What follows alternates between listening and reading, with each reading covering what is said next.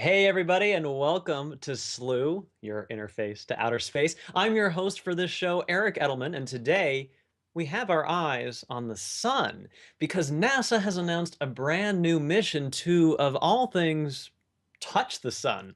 So this mission was announced yesterday, and today we'll be looking at just what this mission is and what we expect to learn from it. And all the while, we'll be looking live at the sun through our special solar telescope in the Canary Islands and from our feed from our friend Matt Francis at the Prescott Observatory in Arizona. So here what we're seeing is a live view of the sun from the Canary Islands. So yes, you don't have to look directly at the sun today to see it and damage your eyes. We're giving it to you without having all that danger right in front of your face. It's a beautiful, beautiful, gorgeous view of the sun in H alpha.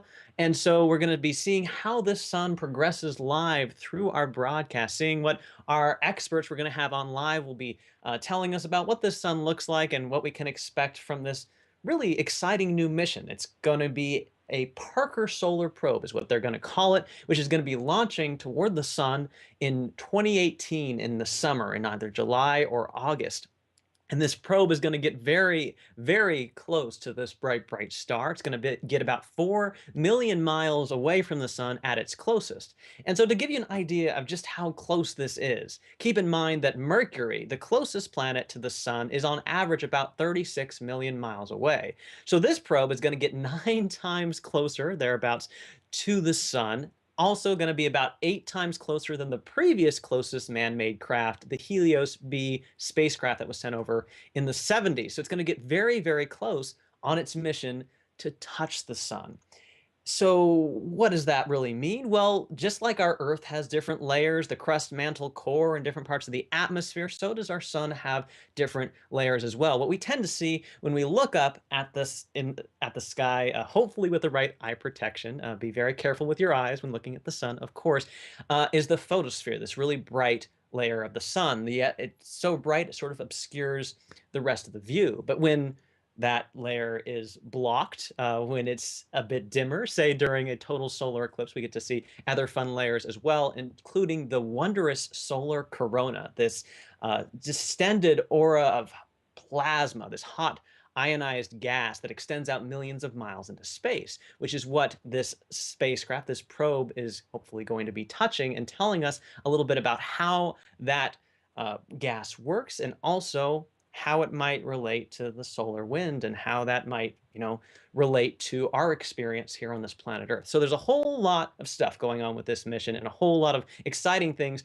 that our experts on the show today can tell us all about this. And so joining us to help us understand what is going on these live images and also in the minds of the scientists that are heading this Touch the Sun mission are a couple of great guests. First up, we'll be speaking with astronomy journalist and author Bob Berman, who will help us get to know our sun as we understand it now. So baseline, what's our knowledge here? Bob is an expert on the sun and how it works, and we'll talk about how we've managed to learn what we have, how we've gotten to where we are without touching the sun in the first place.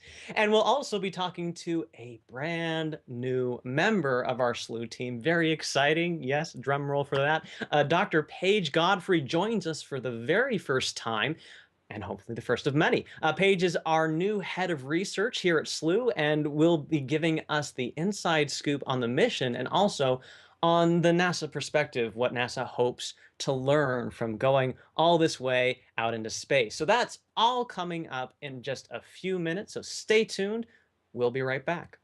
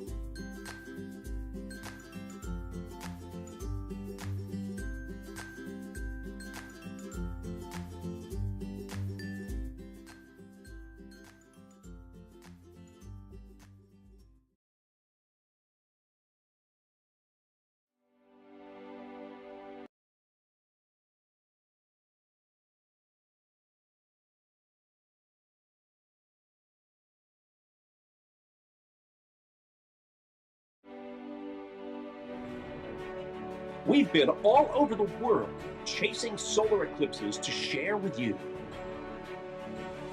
This time, you're coming with us.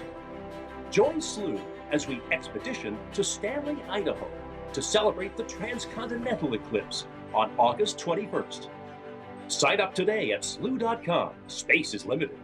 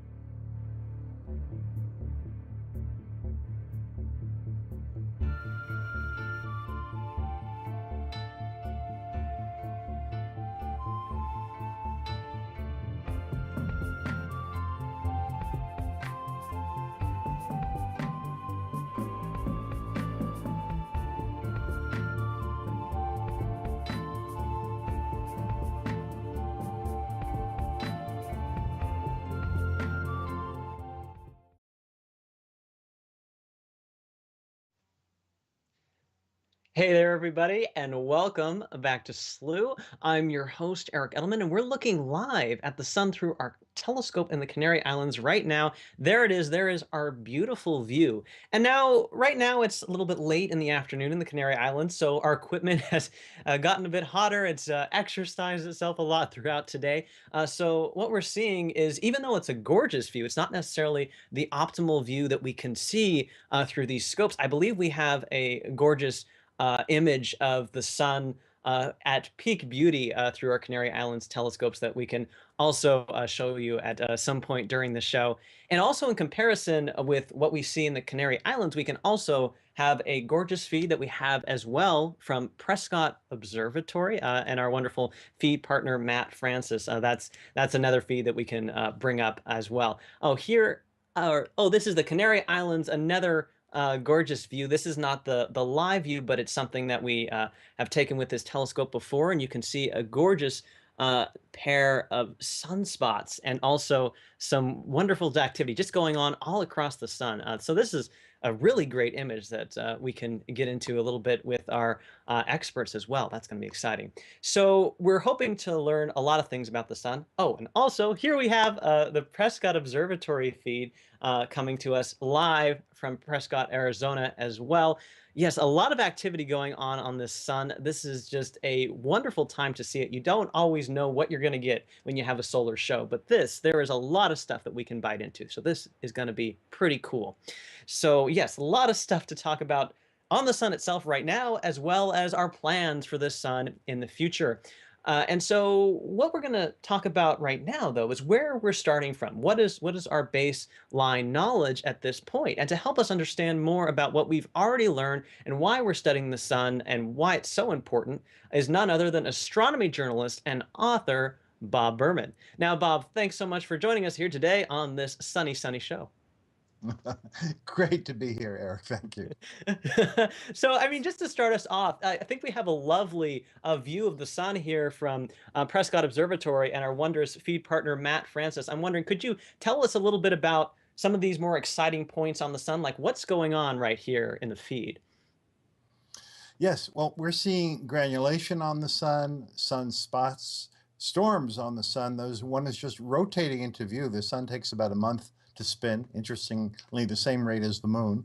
And one of the features is just coming into view. If they ever get to be at the very center of the sun, from that point on to 2 or 3 days rotation after that, then it's in a position to throw the material at Earth, causing all sorts of disruptions in communications and beautiful displays of auroras and all the rest. So we watch this stuff as it rotates into view, and some of our spacecraft, like STO and Stereo and some of the others, we've got an armada of spacecraft watching the sun right now, so that as it rotates into view, we even know it's coming before it gets there into sight.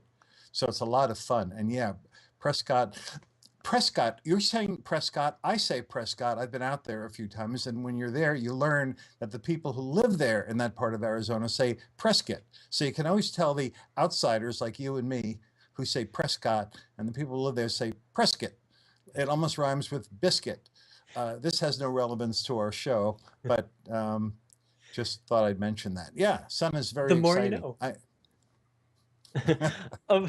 Yeah, the more you know. And well, I think you've answered this a bit, but I mean, in terms of the sun is far away from us, but it also, I think, has some ways that while we're trying to touch it, it can also touch us. I'm wondering, why exactly do we study the sun, Bob? What are the big deals that cause us to really need to know about this object? Well, Eric, because our lives obviously revolve around it, we've found that the sun doesn't just mind its business and its own business. It sends us things. It's not just all the nice heat and light. Sun puts out from its surface that photosphere, which, by the way, is such a thin surface. That is what we're seeing, the visible part of it. It's only a few hundred miles thick. It's like painted on. And a lot of people think, well, that's where the sun's radiating all of its light and heat. It's radiating it, but it's not producing it there.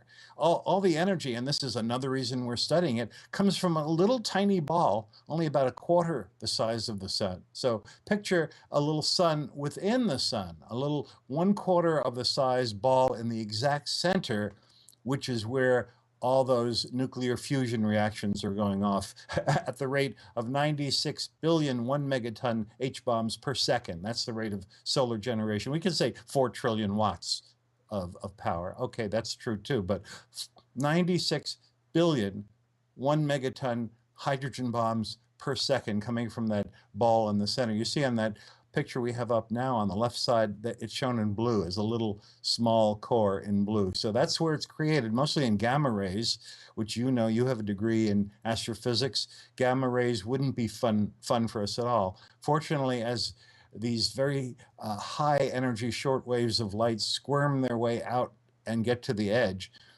some say in as much as 1 million years, some say less than that, it's absorbed and re-radiated by all the atoms it has to encounter, so that by the time the stuff comes out, it's a 50-50 mix of infrared, which we sense as heat, and light. But Gene Parker, for whom that spacecraft, the Parker Solar Telescope, which will be launched next summer, is named, Gene Parker in the 50s said something else comes out, and that is a wind, a stream of fast, broken bits of atoms, typically flying at 200, 300, 400 miles per second. And that's why comets have their tails pointed away from the sun, like windsocks. And that's why we see these. He predicted this before we had satellites that ever detected the solar wind. And in the great tradition of science, he was ridiculed. People back then in the 50s said, yeah, right, a solar wind. Yeah, sure. And he was really ridiculed. But he turned out to be right. So it's nice that now the spacecraft is named after him. Some bit of vindication for him. And so, as we're sort of exploring all this stuff a bit more, particularly far away from us, really close by, like what our lives sort of do revolve around the sun, and how does that sun like directly impact us besides giving us light? What is that solar activity if it reaches our planet? What sort of effect does it have on us here? Well, first of all, it varies, as you know, in the 11-year sunspot cycle. That is not that much of a difference in brightness. The sun gets a little brighter, a little dimmer in roughly an 11-year period. Instead of an average of 1,365 watts per square meter of Earth's surface, it goes up or down by a watt or two.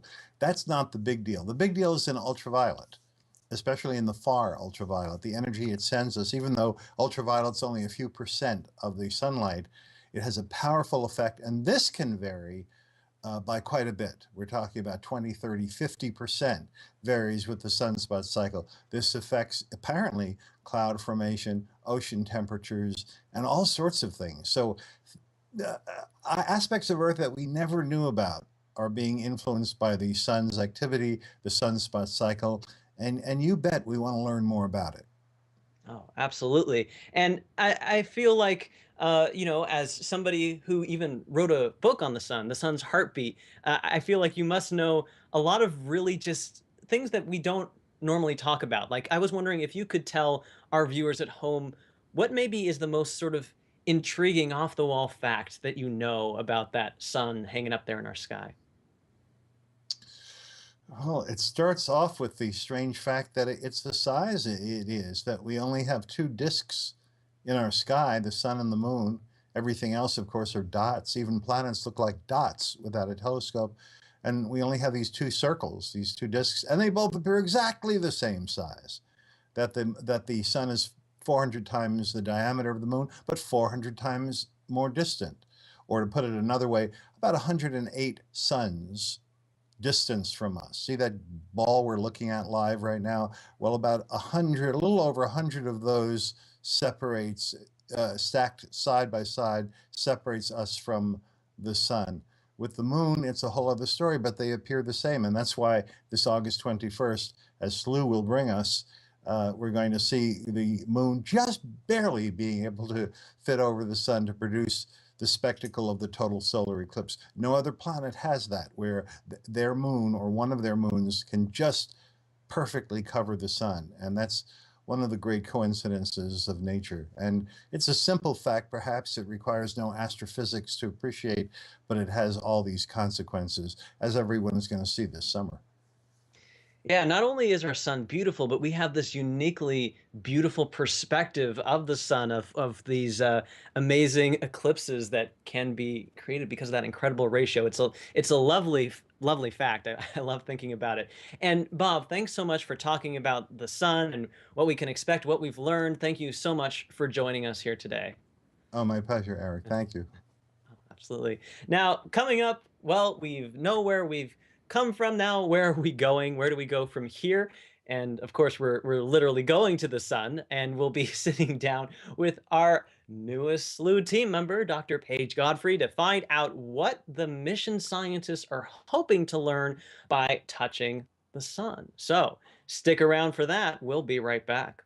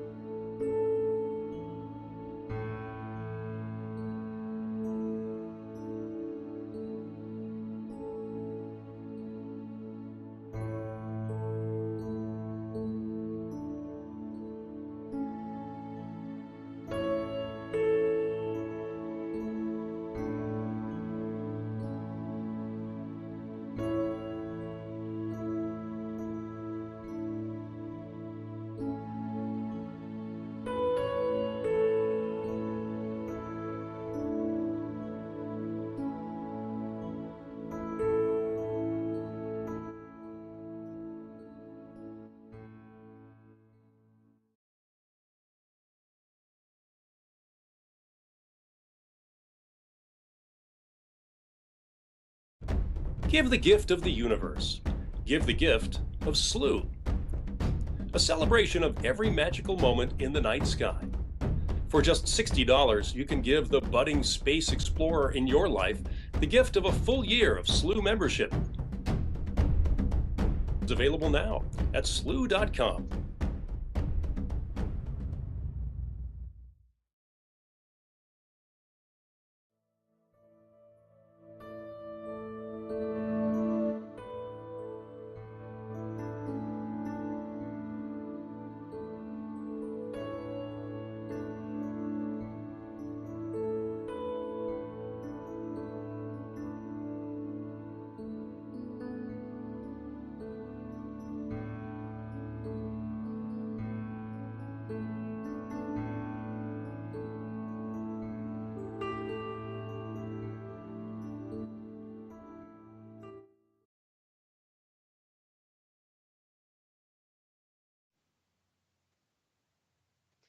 Hey there, everybody, and welcome back to the show. Whether you're watching from SLU.com or from Rockets Are Cool from the Weather Channel, I'm Eric Edelman, your host for today's show, where we're trying to figure out what NASA is going to accomplish as it tries to touch the sun. So right now what we're doing is we're looking live at the sun from our solar telescope feed from our wonderful partner Matt Francis at the Prescott Observatory in Arizona. So we just have a gorgeous view of the sun where a lot is going on. I love looking at those just those sunspots. They're just crawling their way across the sun right now. And joining us right now to explain more about why we're sending a mission towards this bright, glowing orb in our sky is our newest SLU team member, Dr. Paige Godfrey, who is the new head of SLU research and will be leading the charge with all our professional amateur research and discovery collaboration. So facilitating that sort of great teamwork that we love to see here around SLU. Now, Paige, welcome to the show and to the team. Thank you. Thank you for having me. Yeah, it's going to be great, I think, having you on all these shows. And before we jump into talking about this Touching the Sun mission in particular, I was hoping you could tell us just a little bit about yourself and what you'll be doing here with the SLU community. Absolutely. I'm very happy to be here. I graduated from the City University of New York with my PhD just this year, and I'm super excited to join the SLU team. Our mission for the new research department, it's brand new, and our mission is to combine research from the professional level with the amateur level. So one of the things in astronomy that divides the world and the public is the professional astronomers. We have all these conferences, and then you find out the information through the media. But what if you want to participate in it? We have these wonderful amateur astronomers. They're looking up at the sky, they've got backyard telescopes, they're doing research right at home. And being able to combine these two and publish papers together, like these citizen science projects you see, like Backyard Worlds and things like that, we're bringing that to SLU, and we're going to be able to connect the two communities. It's going to be really cool. Oh, that sounds really great in terms of just harnessing everyone's passion, getting more done. This should be really great. I'm excited to see what comes out of all of this. And so we have exciting missions here at SLU, and also NASA's doing some as well. And now NASA's mission, Touching the Sun.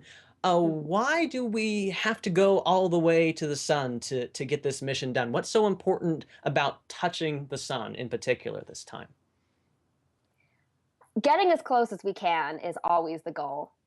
For starters, it's the closest star, obviously, to us. And so why not? We can now. We haven't been able to go before because the sun is really hot. And we have updated technology now that can protect the satellite so that it can get there. So with this new heat shield, we'll be able to actually get very close to the sun. And from being in the layers of the sun, in the corona, the mission is going to be able to see the energetic particles that are being created right at creation. We're going to see the particles being pushed out of the sun, the solar wind. The satellite will be right in this. So we're getting right into the middle of the battle zone, I suppose.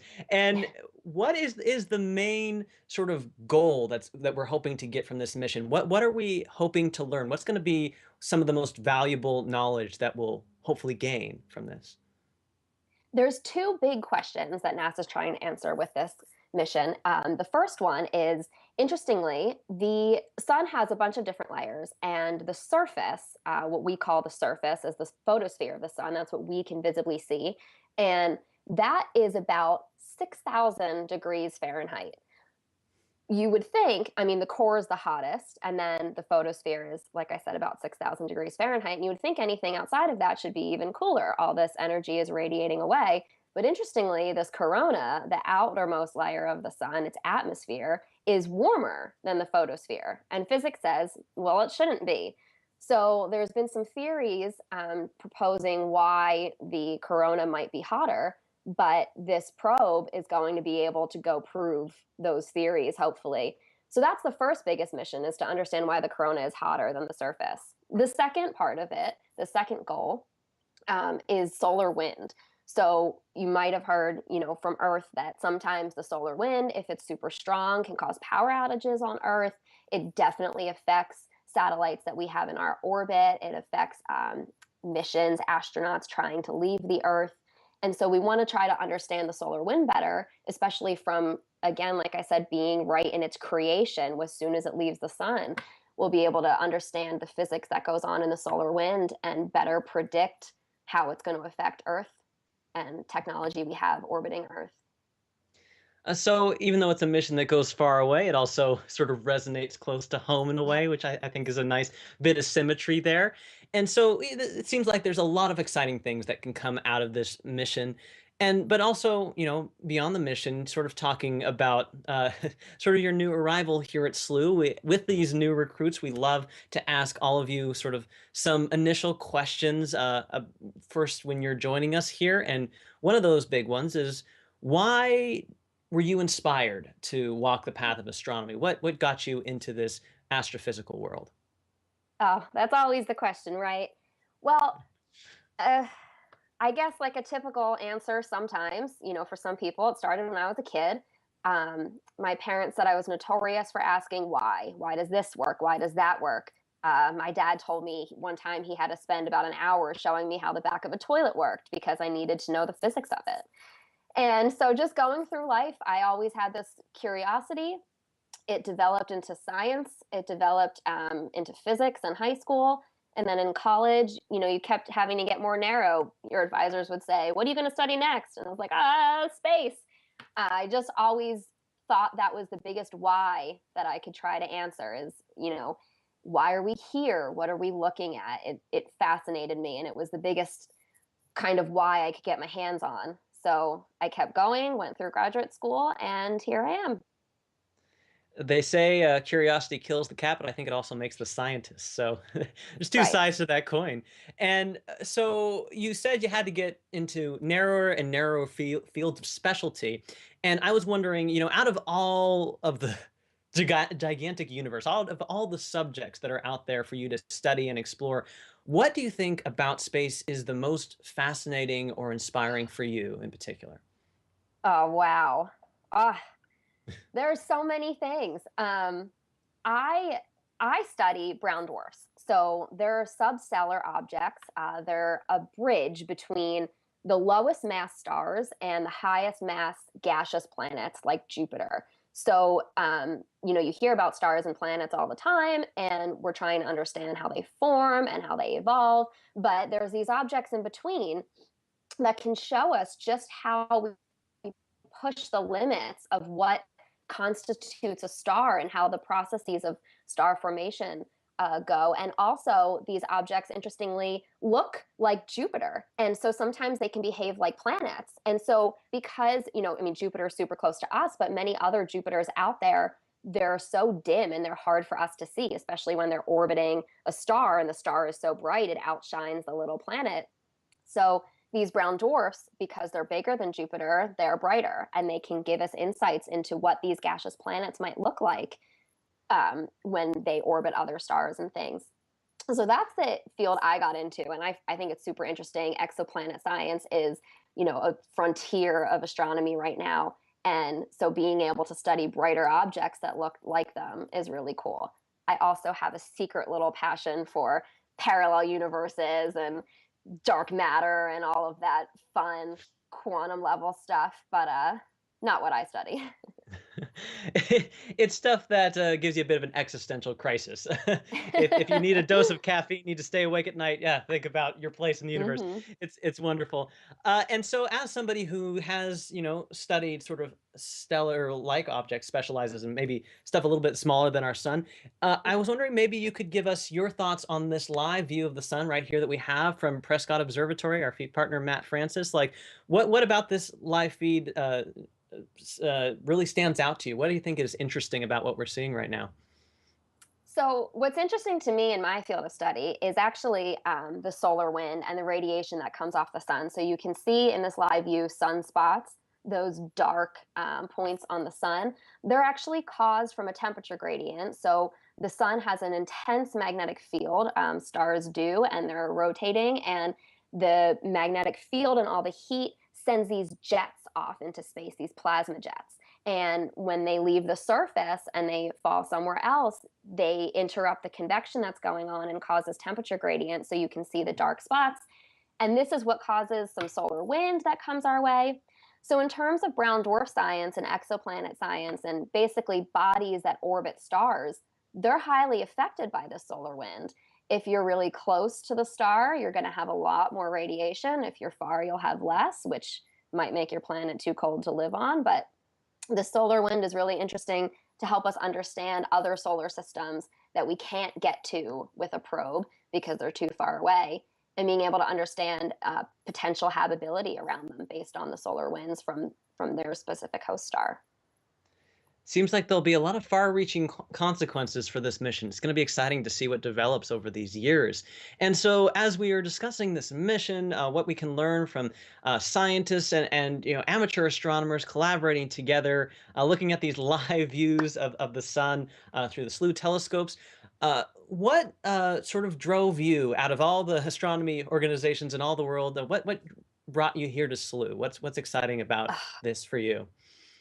I am just so on board with the mission of SLU. I spent 5 years in graduate school, and probably from about midway through my first year, I started thinking, what am I going to do after this? And the traditional route is academia. I love teaching, I love bringing that into the classroom. But I thought, what other things can I do? And I spent some time in graduate school doing outreach, public science writing, public talks. I really developed a love for outreach. And so I kept asking everybody, what career exists that combines research and outreach? I don't want to quit research, but I definitely want to do outreach. And I wasn't sure. And all of a sudden, in my senior year, I stumbled on SLU, and it was just the absolute perfect fit. I'm so believe in the mission, and I just can't wait to be a part of it. Yeah, well, Slew's so happy to have you here. We're really excited, I Thank think, you. to see what you contribute to the team. And yeah, thank you so much for not only joining Slew itself, but for joining the show here today. We appreciate it, Paige, and we also look forward to having you back many, many times. Absolutely. I look forward to it too. Thank you. Thank you. And well, that's going to actually wrap it up for us here today. We hope you enjoyed all of our guests and our live views of the sun. Thanks to our wonderful feed partner, Matt Francis, for helping us out. And our telescopes in the Canary Islands contributed like this live view here as well. And of course, a big thanks to our guests as they contributed through this afternoon, astronomy journalist and author Bob Berman, as well as our newest recruit, Dr. Paige Godfrey. Now, you can join in on keeping an eye on all things happening in space, from meteor showers and comets to the sun, the moon, the planets, really the whole universe, essentially, and by making a reservation on our telescopes in the Canary Islands and in Chile as well. We have a global telescope network here on SLU, and any paying member can actually reserve time on all of our telescopes, looking live at stars and planets and galaxies and nebulae and all sorts of celestial objects and happenings, stretching your imagination and your knowledge of what exists out there in the universe. Now, next week, what we're going to be doing, we have shows all the time, and this time we'll be turning our eyes to the moon as it becomes the smallest moon of the year, the tiny, the mini strawberry moon, the cutest moon, will rise in the night sky on June 8th, and we'll find out just how the moon can change in size throughout the year. What's going on in the sky to cause it to be so mini? And of course, we are constantly pointing our telescopes at the most interesting things in the night sky and streaming them live in the Situation Room.